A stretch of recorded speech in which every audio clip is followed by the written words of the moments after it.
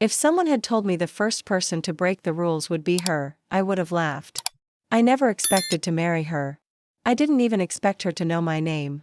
But the day Margot Kincaid walked into Moonlight Books, heels too sharp, coat too expensive, eyes like she owned the city, my life stopped being mine. She didn't look like someone who read. She looked like someone who bought companies, signed contracts, broke hearts, and never looked back.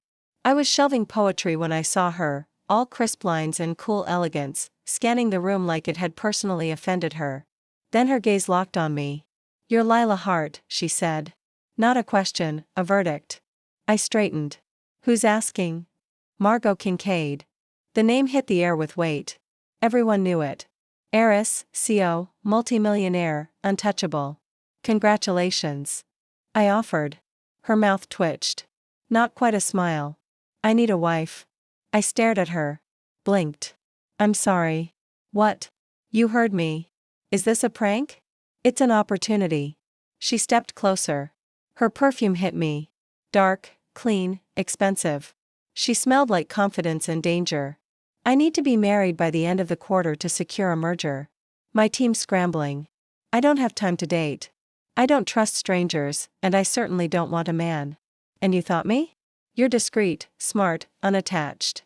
You work at a Moonlight Books, which gives you flexibility.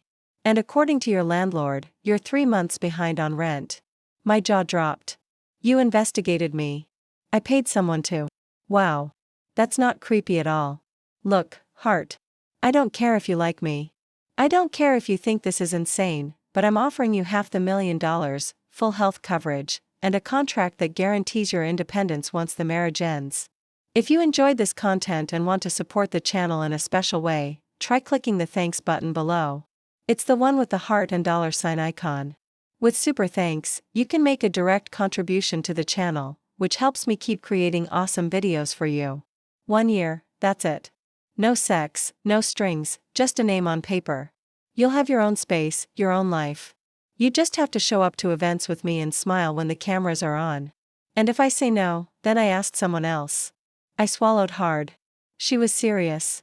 I could see it in her eyes, that cold, glittering steel beneath the surface. "Why me?"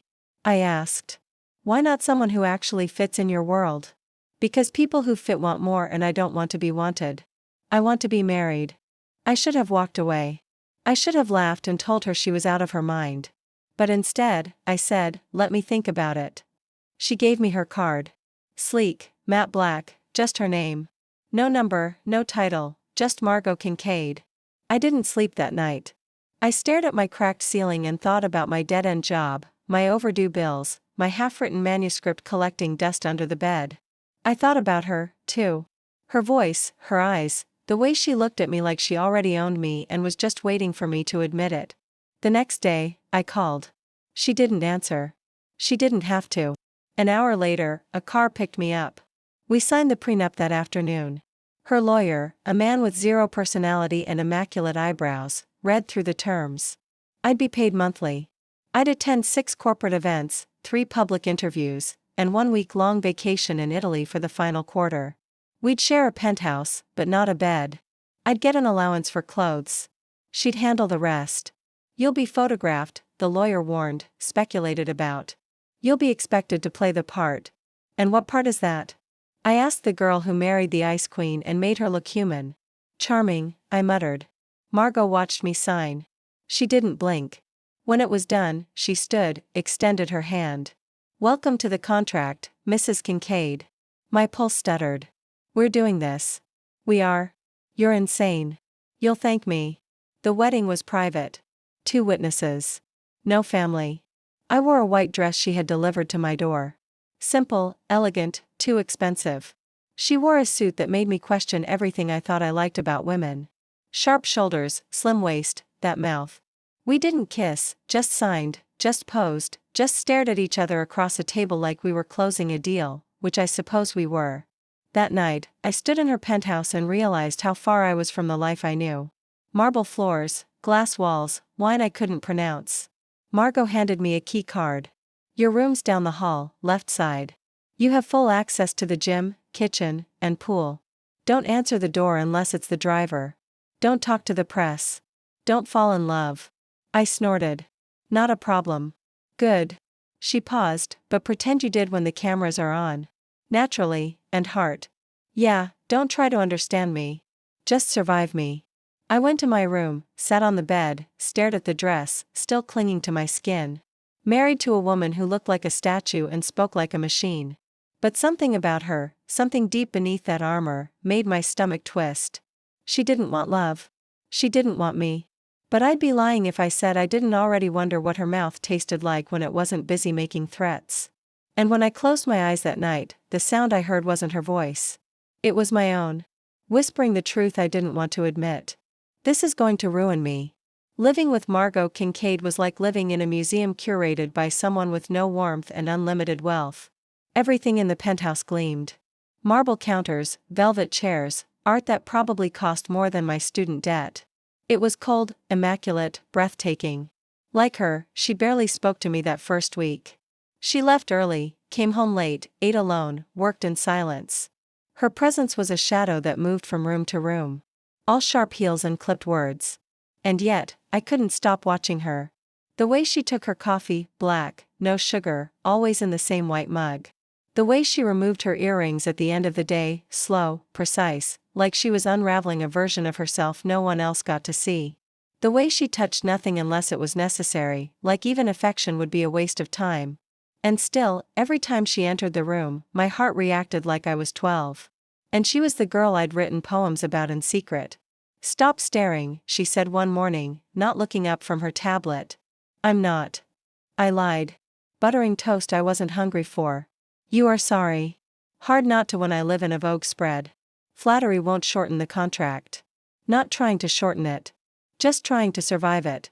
Then follow the rules which are don't get involved. "You married me, Margot. Bit late for that." She finally looked at me.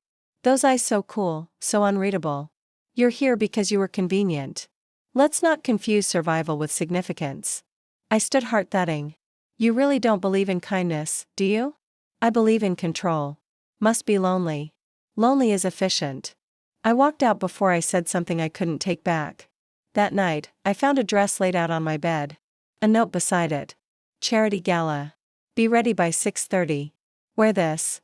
No red lipstick. It wasn't signed. Didn't have to be. I wore the dress. It fit like sin. Deep green silk tight in all the places that made me feel powerful. She didn't say anything when she saw me. Just handed me a diamond necklace and turned me toward the mirror. "Hair up," she said, fingers brushing the nape of my neck. "More dangerous that way." I caught her eyes in the reflection. "Dangerous for who?" She didn't answer. The gala was a blur of faces I didn't recognize. Compliments I didn't believe. Champagne I sipped to stay calm. Margot's hand rested on my lower back all night. Light, possessive, practiced like she was reminding everyone in the room that I belonged to her. The cameras clicked. Her smile never cracked. I played the part, but the longer we stood side by side, the more I felt it. The tension beneath the silk and diamonds. The way her fingers lingered when they didn't need to. The way her body leaned just slightly into mine when we posed for photos. The way her voice dropped when she spoke into my ear. Low and smooth and completely unnecessary. "Don't smile too wide," she said once. "It'll look forced." "Everything's forced," I replied. "Exactly." When we got home, I kicked off the heels and dropped onto the couch. "Do you enjoy pretending to care about people you'd clearly throw off a balcony?" She poured herself a drink. "It's an art." "You're terrifying." "You're impressed." "I'm bored." She raised a brow. "Then find a hobby." "What about you?" "My hobby is making empires out of dust." "You should try making something real. And you should try not falling in love." That stopped me. The room pulsed with silence. "I'm not in love with you." "Good. But you keep acting like you're daring me to be." Her gaze darkened. "Careful, heart." "Why?" "Afraid I might like you. Afraid you might think I'll like you back." She walked away, heels clicking like punctuation, and I sat there breathless, skin flushed, angry and confused and turned on in ways I didn't know how to explain. Later that night, I passed by her bedroom. The door was ajar. Her silhouette stood by the window, backlit by city lights, robe hanging loose, glass of scotch in hand. She looked like loneliness dressed in gold. She looked like danger. She looked like everything I wasn't supposed to want. I should have kept walking. Instead, I watched her until she turned. Her eyes met mine. She didn't speak. She didn't need to. I walked away. And when I lay in bed that night, the silence between us was louder than any words. I hated her. I craved her. I was starting to forget where one ended and the other began. The next week was a game I didn't know I was playing until I was already losing. Margot didn't touch me. Didn't look at me for longer than necessary. Didn't speak unless it was about the schedule or the rules or which dress I'd be expected to wear to the next event. And yet everything she did screamed something else entirely. The way she moved through the apartment like she owned the air, the silence, even the space between our breaths. The way her eyes found mine when she thought I wasn't watching. The way she said my name, Heart, like it was a warning and a promise all at once. "We're having dinner with the chairman of Cortland Equity next Thursday," she said one morning, not looking up from her tablet.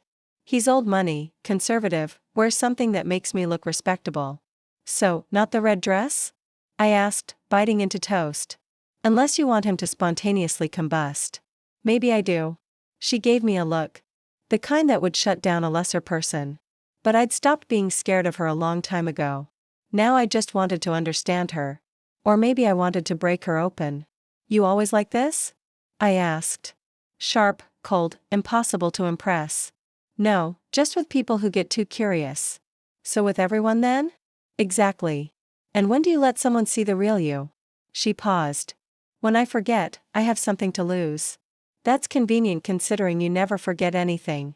"Exactly." She walked away before I could respond.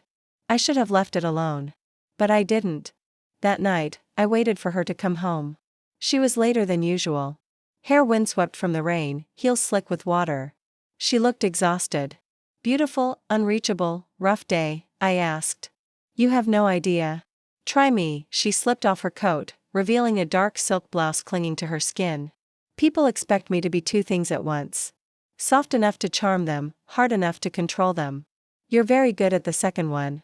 And the first, I haven't seen it yet." "That's because you're not supposed to." I stood from the couch, crossed to her slowly. "And what if I want to?" Her breath caught just slightly. "Then I'd say that's dangerous." "For who?" I asked again. She didn't answer. I stepped closer. "We've been living in the same space for weeks now. Sharing headlines. Dinner tables. Lies. I know what your perfume smells like when it fades. I know you leave one light on in your room when you sleep. I know you like red wine, but pretend to prefer white because your clients expect it. I know you, Margot, at least a little. You know the version. I let you see. Then let me see more." Her jaw tightened. "You're my wife on paper. That's all." "That's not all, and you know it." She stepped forward, eyes dark. "Dangerous. Don't push me." "Why not?" "Because if I start wanting you." I wore a black dress with thin straps and a slit that showed just enough. When she saw me, something in her expression flickered almost hunger. She didn't comment, just offered her arm. "Try not to look bored," she murmured as we entered. "Then say something interesting. You like provoking me. You make it so easy." Her hand found the small of my back as we walked in. She introduced me to donors, curators, politicians. I smiled. I laughed. I played the role. And the whole time I felt her watching me like she was waiting for me to crack. But I didn't. Not until the end of the night when we were alone again in the car. The silence was thick. Her thigh pressed lightly against mine. Her hand rested on the leather between us, not touching me, but so close I could feel the heat. "You are good tonight," she said finally. "Good. Charming, controlled." "You looked," she stopped herself. "What?" "Like someone who doesn't belong to anyone, and I didn't like that." "Why?" "Because you're wearing my ring." I turned toward her, heart pounding, "Then act like it means something." "I'm trying not to." "Why?" "Because I want to keep this clean. It's already messy." "It doesn't have to be." "It already is." She looked at me then, eyes burning. And when she leaned in barely cautiously, I didn't pull away, but she didn't kiss me, just looked like she was memorizing the shape of me. And then as quickly as she leaned in, she pulled back. "Good night, Heart." "Coward," I whispered. She didn't answer, but her hands were shaking. Silence is never truly silent, not when you're sharing it with someone you can't stop wanting. After that night in the car, everything between us shifted. Outwardly, nothing changed. She still barely spoke to me in the mornings. Still texted like a CEO issuing orders. Still walked past me like I was air when her phone rang. But the air was charged now, tighter, hungrier. She looked at me longer. I looked back harder. I was curled on the couch with a book when she came in from a dinner meeting. Navy suit tailored like armor. Hair pinned up. Lipstick fading. She looked like a weapon. "You're home early," I said, eyes on the page. Deal closed faster than expected. "That happen often?" "No. Must be my lucky night." She poured a drink and didn't elaborate. I pretended to read. She sank into the chair opposite, kicked off her heels, undid the first button of her shirt. I looked up. Her gaze was already on me. "Is there a reason you've been avoiding me all week?" I asked. "I haven't." "Right. Strategic absence.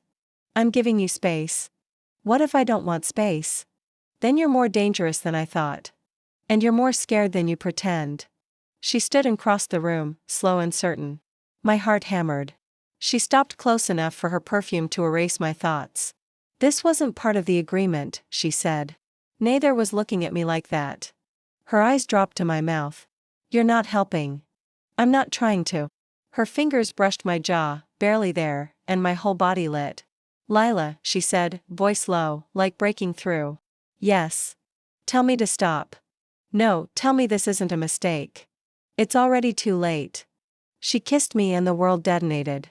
Not gentle, not careful, raw, fierce, desperate. Like she'd been holding her breath for weeks and finally let herself inhale. I pulled her closer. She climbed into my lap. Her hands were in my hair, on my waist, gripping like she didn't trust herself to let go. "This changes everything," I breathed against her mouth. "I know. Are you ready for that?" "No. Goji." "Because neither am I." But we kissed anyway. Again and again. When she finally pulled back, eyes glassy, breath unsteady, she whispered, "We can't do this again." "You're going to lie to me right after kissing me like that?" "This can't happen again." "Sure. I mean it." "Okay. Stop smiling, then. Stop looking at me like I'm the end of the world." She backed away. "We made a deal. Deals change. Not mine." "Then why are your hands still shaking?" She didn't answer. Just turned and walked to her room. But she didn't close the door. That night, I lay awake listening to the sound of her pacing back and forth over and over like she could walk off the need, the guilt, the truth. But she couldn't. And I knew then she could pretend all she wanted. But she wanted me. She just didn't know how to let herself have anything real. The next morning, she was gone before I woke. But there was a note on the counter. Just one sentence. "Tonight, 8 p.m. where something read." I stared at it, heart racing, a command, a test, a promise. I didn't know which, but I knew I'd show up. And I knew something between us had just broken or begun. At 7:59 p.m., I stepped into the hallway in a red satin dress that felt like it was made of sin. It clung to my hips, exposed just enough of my back to make Margot's breath catch when she saw me, and made me feel powerful in a way I hadn't felt since before all this began. She was already waiting by the door, dressed in a black tuxedo that made her look like a sin herself. Her hair was slipped back, her lipstick dark, her expression unreadable, except for her eyes. They didn't move from me once. "You look," she started, then stopped. "Dangerous?" I offered. "Yes," she said. "Exactly." She opened the car door for me, didn't touch me, but her hand lingered near my lower back for a fraction too long. I said nothing. Neither did she, but the air was thick. The event was some kind of charity dinner at a rooftop hotel, all glass and gold, and people who spoke in false laughs and looked at Margot like she belonged to a different species. She played her part. Elegant and sharp, but she never strayed far from me. Her hand found mine for the first time when someone approached us. An older man with an obvious agenda and a condescending smile. She didn't say a word when he looked at me too long. Just slid her fingers between mine, tight claiming. After he left, she leaned down, voice low at my ear. "You shouldn't wear that dress if you want me to behave." "I don't want you to behave." "Careful, heart. Make me." Her fingers tightened, but she said nothing. Not then. Not until we were back in the car. The driver silent, the city blurring past the windows. She didn't speak, didn't move, just stared straight ahead. And yet, her thigh pressed against mine like it was intentional, like she was daring me to speak first. I didn't. Not until we were in the elevator alone. The silence between us a live wire. Say it, I whispered. She turned her head slowly. Say what? That you want me? I don't. Liar. You think this is a game? No. I think it's the first thing you haven't been able to control. She stepped forward. The elevator doors opened, but neither of us moved. I'm trying not to ruin you, she said. You already have. I pushed the button to close the doors, and then I kissed her. Or maybe she kissed me. I didn't know who moved first. It didn't matter. The moment our mouths met, everything else fell away. She slammed me against the wall, hands in my hair, her lips hungry, punishing, desperate. I moaned into her mouth, pulled her closer, and the sound she made when my hand slid under her jacket was almost a growl. Margot, I gasped. Tell me to stop. Don't you dare. We stumbled into the penthouse, kissing like we'd been starving. Clothes hit the floor, her jacket my heels, her tie undone with shaking fingers. She lifted me onto the counter, pushed my legs apart, and looked at me like I was made of something sacred and forbidden at once. You're not just beautiful, she said, voice ragged. You're dangerous. So are you. But I've spent my whole life pretending I'm not. Then don't pretend tonight. She didn't. She touched me like she already knew my body. Like every inch of me had been haunting her for weeks. I pulled her shirt open, kissed down the line of her throat, felt her shudder when I whispered, this doesn't feel like pretending. It's not then. What is it? A mistake I want to keep making. We didn't make it to the bedroom. The marble floor, the rug in front of the fireplace, the wall beside the windows. We left pieces of ourselves in every corner of that space. She was rough, then gentle, then rough again. I gave as much as I took. When she finally collapsed beside me, chest rising and falling, skin damp with sweat. She didn't say anything. I turned to her, touched her face. This changes everything. She closed her eyes. I know. Are you going to pretend it didn't happen? I want to, but I can't. I leaned down, kissed her again, softer, slower, this time with feeling. She kissed me back like she hated herself for it. And when she pulled away, she whispered, don't fall in love with me. Too late, she flinched, but didn't run. And that was something. That was everything. The morning after, I woke up alone.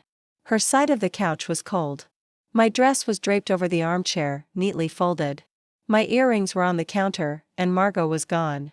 No note, no message, no sign of her in the kitchen or her room, just silence.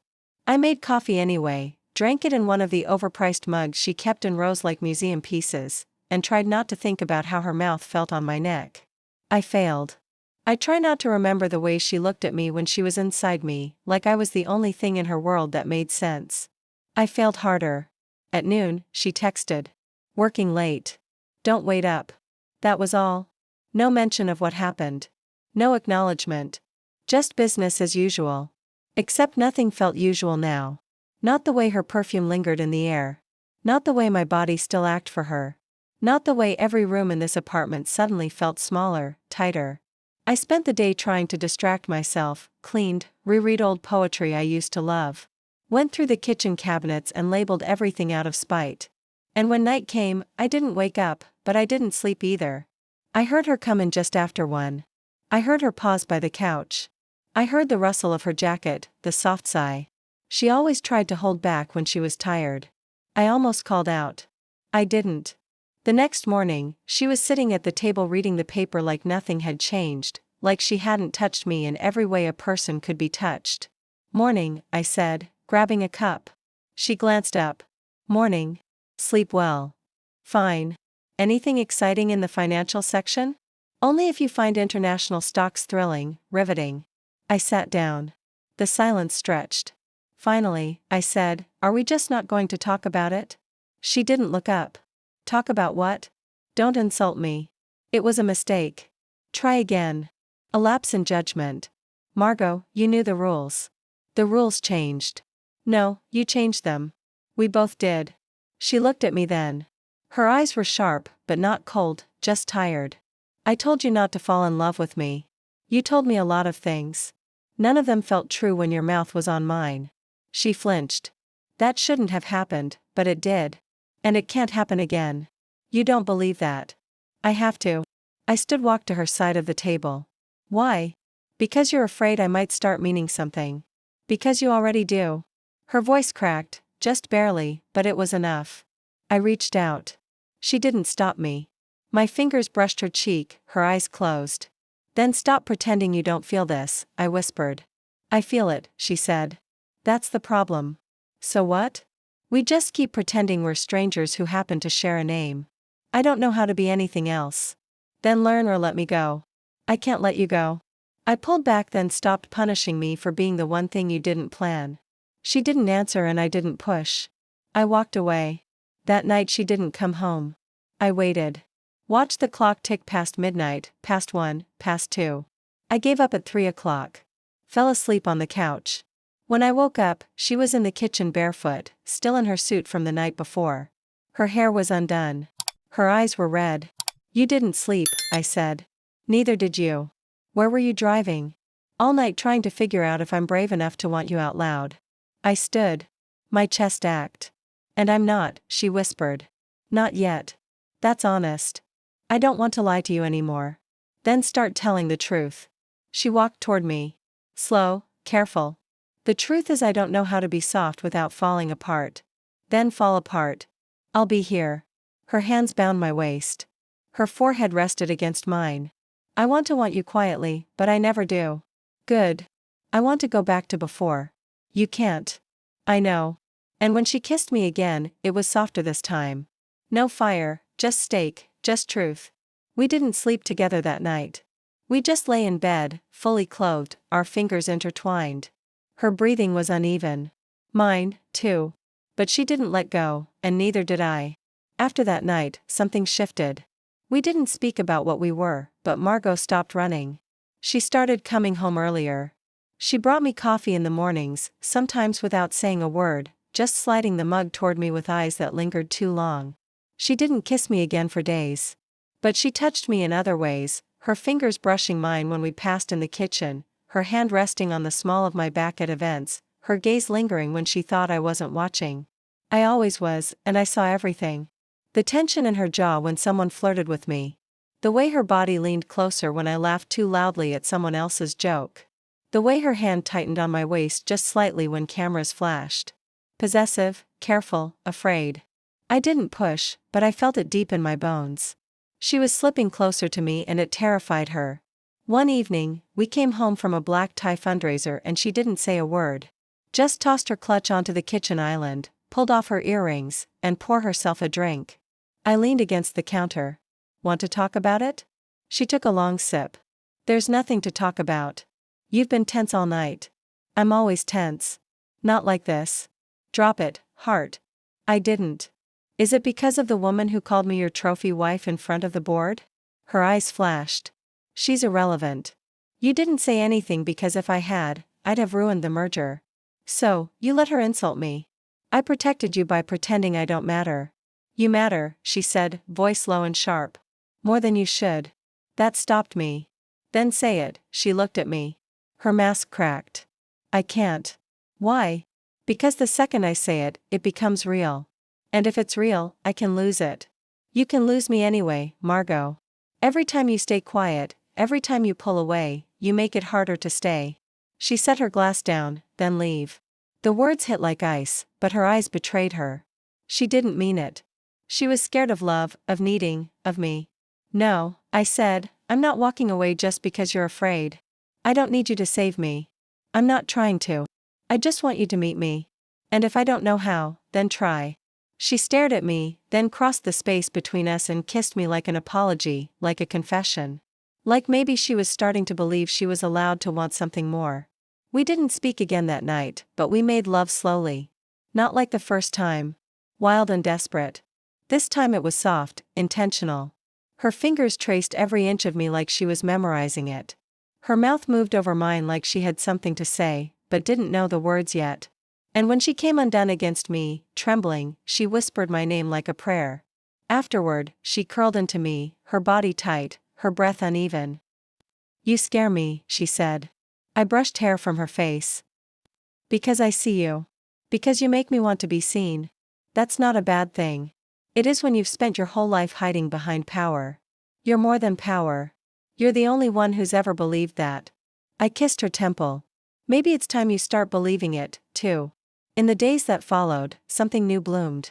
She invited me to meetings, introduced me not just as her wife, but as someone she trusted. She asked my opinion, she listened. She laughed. And then one morning she asked me to travel with her. "It's a weekend trip," she said, eyes flicking away. "The Hamptons, just us, no press, no obligations." "You sure? I want you there." "Why?"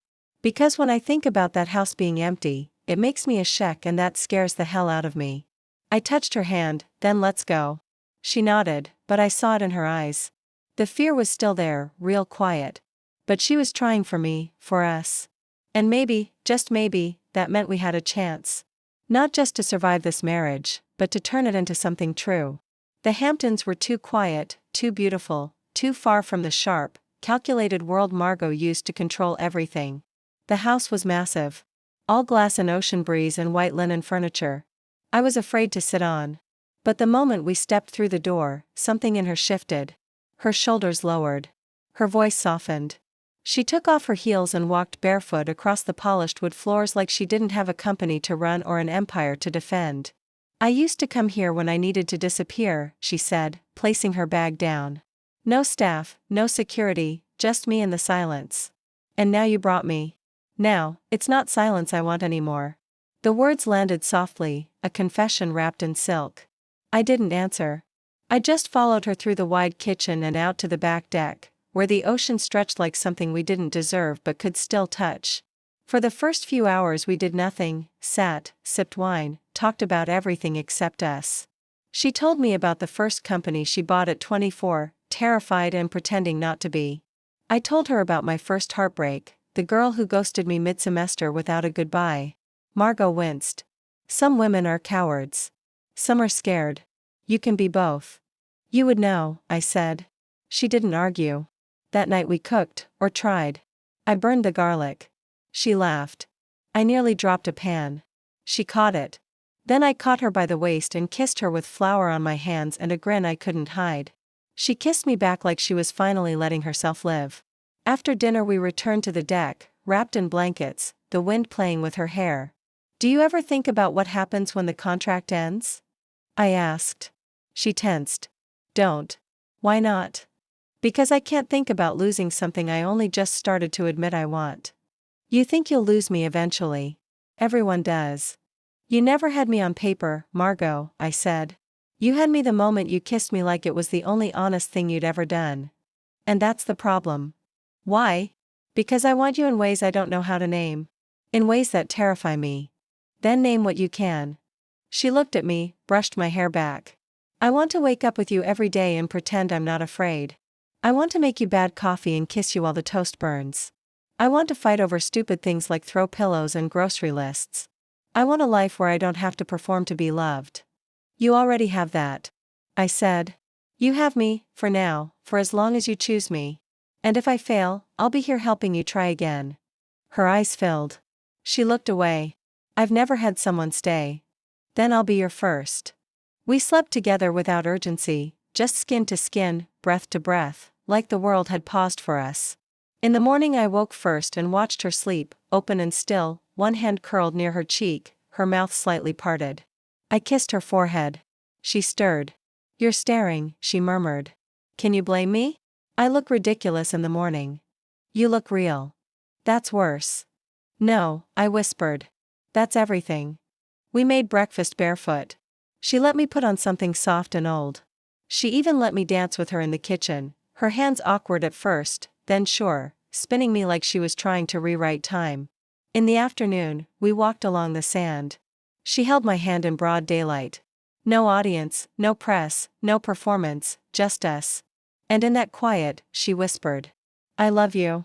I stopped. "Say it again." "I love you." "Since when?"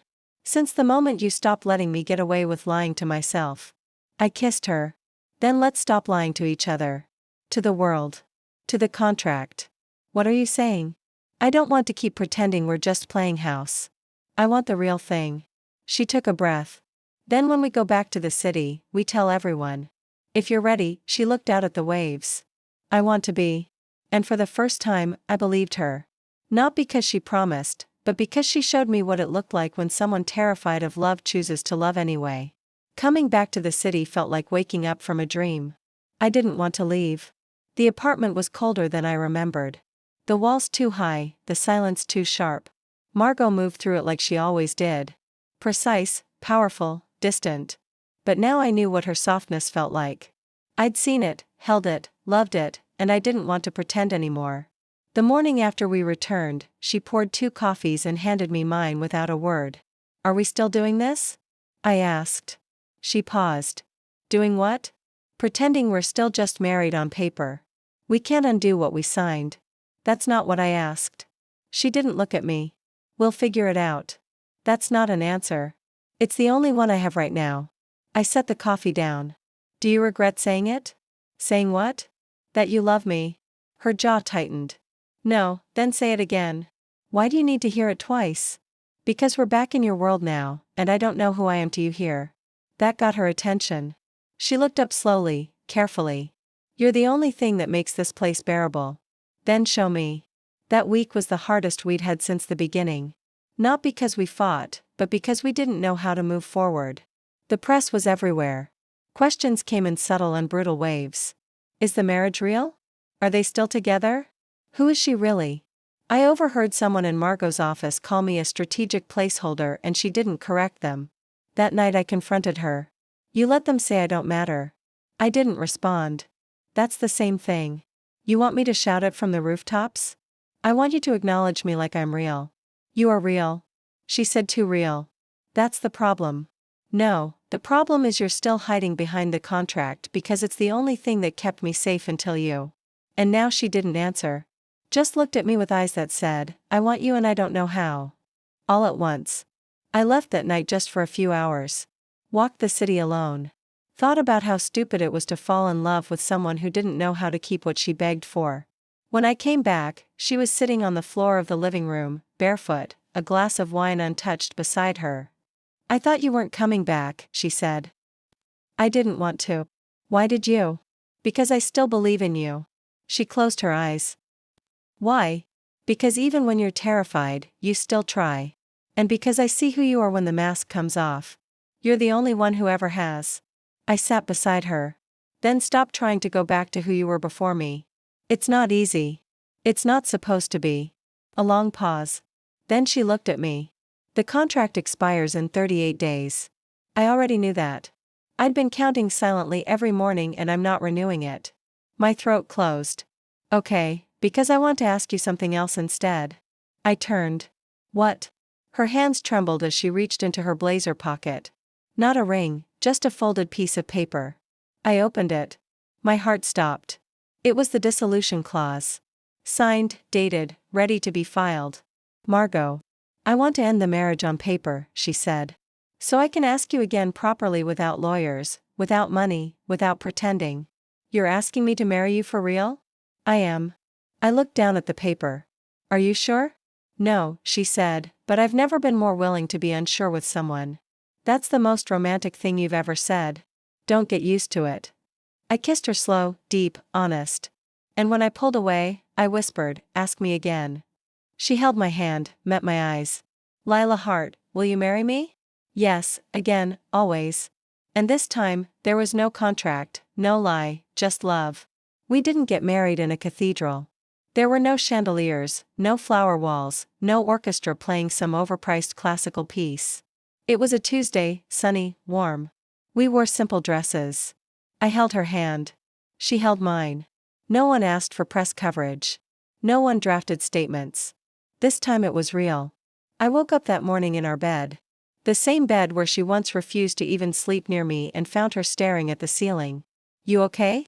I asked, brushing hair from her eyes. "I'm terrified," she whispered. "Good," I said. "So am I." She smiled soft. "You still want to do this?" "Desperately, even if I mess it up sometimes, especially then, even if I forget how to say the right things." "You never forget," I said. "You just pretend you don't know how. You're insufferable and you love me more than I know how to explain." The ceremony was small, just her sister, my best friend, and a judge with no patience for grand declarations. Margot didn't write vows. Neither did I. We didn't need them. Everything that had to be said was already in the way her thumb stroked mine during the entire thing. In the way her voice didn't even shake when she said, "I do." In the way she kissed me. Not for the cameras, not for the press, not for the board or a contract or a negotiation, but like she meant it. Like she'd been waiting her whole life to kiss someone without fear. That night we went home. No hotel, no flight, just us. She kicked off her shoes at the door, loosened her hair, and turned to me. "Do you feel different?" she asked. "Not really. Me neither. But I feel better." "Same." We ate takeout in bed. Drank champagne from mugs. Juniper. Yes. The cat climbed into our laps like she knew something big had happened and didn't care as long as we didn't move too much. Later, lying on the couch with her head on my chest, Margot whispered, "I used to think love had to be earned, that I had to suffer to deserve it. And now I think love is a decision to choose someone to stay.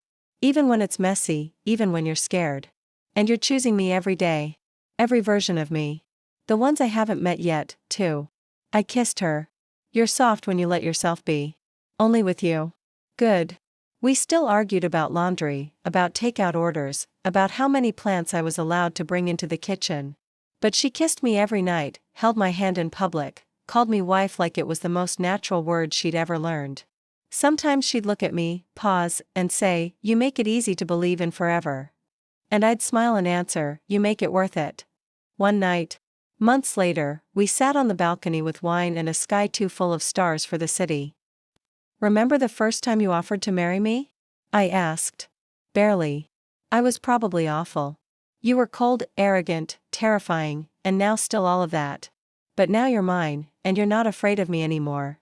No, you make it too hard to be scared when you're soft in my arms." "Don't say things like that," she whispered. "Why not?" "Because I'll do something reckless, like cry." "Good.